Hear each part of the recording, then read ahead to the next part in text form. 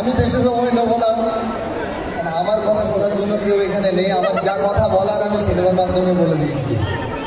20 তারিখ আপনারা খাদান দেখুন, সবাই দেখছেন খাদান? দিনে দুপুরে রাতে মাঝরাতে শুধু খাদান। 20 তারিখে সবাই দেখছেন?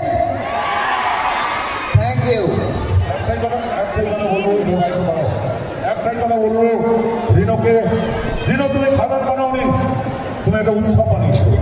তুমি একটা উৎসব, আমাদের দুর্গাপুজো যেমন উৎসব হয়, খাদান পশ্চিমবঙ্গবাসীর কাছে একটা উৎসব দিয়েছে, একটা ভালোবাসা দিয়েছে, একটা আমাদের জোর দিয়েছো।